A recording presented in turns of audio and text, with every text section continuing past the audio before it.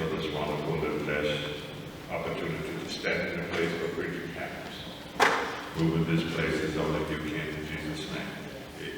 Amen. Well, looks like the scare of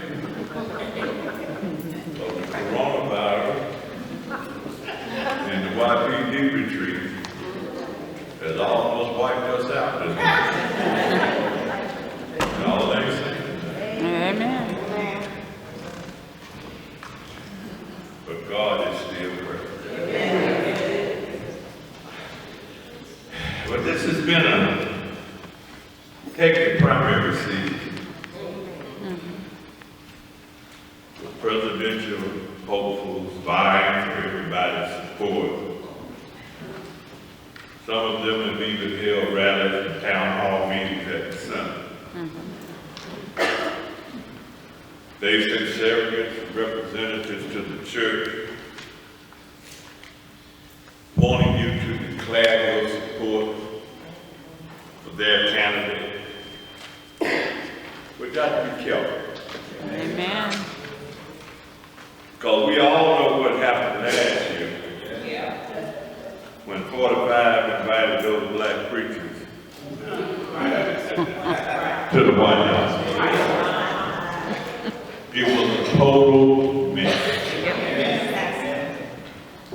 So it is my custom when this political season was going on and everybody was vying for support. I went to the Bible to find out what I really needed to do. And I came up on 2 Samuel chapter number 9. Those of you with your Bibles, turn with me to 2 Samuel chapter number 9, and I'll begin to read it. You'll hear it in the first verse. David asked, is there anyone still left of the house of Saul, to whom I can show kindness for Jonathan's sake? Now there was a servant of Saul's household named Ziba. They summoned him to appear before David, and the king said unto him, are you Ziba? At your service, he replied. The king asked, is there no one still alive in the house of Saul, of whom I can show God's kindness? Ziba answered the king, there is still a son, Jonathan. He is lame in both feet. Where is he? The king asked. Ziba answered, he is at the house of Makar in Lodabar. So King David had him brought from Lodabar, from the house of Makar. When Mephibosheth, son of Jonathan, the son of Saul, came to David, he bowed down to pay him honor. David said, Mephibosheth, at your service, he replied. Don't be afraid. David said to him, for I will surely show you kindness for the sake of your father Jonathan. I will restore to you all the land that belonged to your grandfather Saul, and you will always be at my table. Mephibosheth bowed down and said, what is your service that you should notice a dead dog like me? Then the king summoned Ziba, Saul's steward, and said to him, I have given your master's grandson everything that belongs to Saul and his family. You and your sons and your servants are to farm the land for him and bring in the crop so that your master's grandson may be provided for. And Mephibosheth, grandson of your master, will always eat at my table. Now Ziba had 15 sons and 20 servants. This morning I want to talk about the reason for the invitation. The reason for the invitation. In our text, there's a man named Mephibosheth. Mephibosheth is the grandson of Saul. His father is Jonathan, the son of Saul. If you remember anything from 1 Samuel, you remember Jonathan is in a precarious position. He is the son of Saul, but he is David's best friend. And there's nothing but bad blood between Saul and David.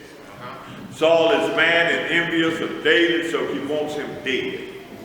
And Jonathan is caught in the middle of this mess. On the one hand, there's the loyalty and attachment to his father.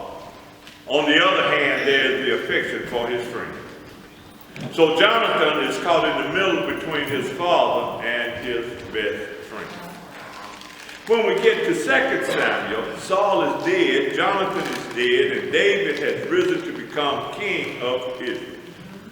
And whenever a new king comes to the throne, they have one order of business in mind. And that is to solidify their power and to get rid of anybody that they perceive as a threat to their authority. Look all down through history. In every case that a new king rises to the throne, he starts out eliminating anybody he sees as a threat. And that's exactly what David does in our text. He attacks the enemies of Israel to prove that he has the right to reign over Israel. He attacks the Midianites and the Canaanites and the Philistines. He attacks them all, and in the midst of his military conquest, he realizes how good God has been to him. So in chapter 9, he says, God has been so good to me that I want to bless somebody else. So he calls his servant together and says, are there any descendants of Saul who are still alive that I may bless them? Because even though Saul hated David, David did not hate Saul. So David is looking for someone from Saul's family that he may bless. And Siba, David's servant, comes up and says, there's a young man down in the ghettos of Lodebar named Mephibosheth, who's the son of Jonathan. Now, you know the story of Mephibosheth. We've talked about it before. The Philistines have decapitated the heads of Saul's son from their shoulders, and their headless bodies are plastered against the wall at Beth-shan. But at the palace where Saul lived, there's a sense of urgency and panic and desperation because the inhabitants of the palace knew that they would soon be coming after them. So with all deliberate speed, the family of Saul, with all of its servants, rushed to evacuate the palace. And there's a nurse who's responsible for Mephibosheth, the 5-year-old son of Jonathan. In her haste to evacuate, she drops Mephibosheth, and when he hits the floor, you can hear the crunching of the bones in his ankle. And the Bible says the breaks were so severe and so bad until this boy grew up lame and crippled in both feet. Now the nurse picks the boy up and takes him across the Jordan River to this obscure village called Lodebar. And for 20 years, this boy walks around lame and limping in a town where nobody knows who he is. When David finds out that his best friend's son is still alive, he sends word down to Lodebar. David says, tell Mephibosheth to come to Jerusalem, and for the rest of his life he shall eat at my table. And that gives me a place now to start to talk about invitations that you may receive. Invitations on your job and invitations in the social arena, invitations that may sometimes be controversial. What should you be considering when you receive an invitation to come to someone's table? Let me give you a few things to consider about when invitations come requesting your presence.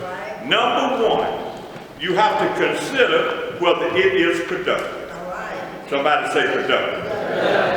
When an invitation comes, you have to ask yourself, how likely is it that something good is going to come out of this? What is the possibility that all will end well? And is there more likely that this will hurt me, or will it help me? The reason Mephibosheth accepted the invitation is because Mephibosheth believed that David loved his daddy, Jonathan. So David had proven down through the years that he cared about Mephibosheth's dad. So Mephibosheth said, David has a track record of caring about my family. That David has proven that he'll look out for my family's best interest. Brothers and sisters, if you get an invite from a person who have proven that they don't care anything about your people, that's an invitation you may want to pass up. Y'all ain't saying. The possibility of the invitation being productive is in how much you trust the person sending you the invite. Before you say yes, ask yourself, do I trust the person, and can I trust their agenda? Y'all ain't saying nothing. Y'all ain't saying nothing, so let me do it another way. I get a lot of invitations because I'm the pastor of Allen Temple. Not so much about me. Most of them don't like me no way. But I'm the pastor of Allen Temple. So I get the invite based on the fact that I'm pastor of Allen Temple. And Gwen, being the nice person that she is, would have me at everything. But I was raised by Hannah Williams. Y'all remember? And Hannah was old school. And old school people had certain dining etiquette that you could not violate.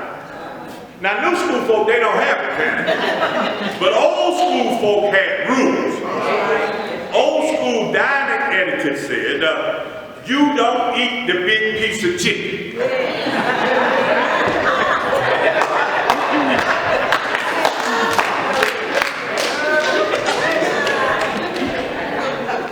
If you're not the breadwinner, don't reach for the big piece of chicken. The big piece of chicken was reserved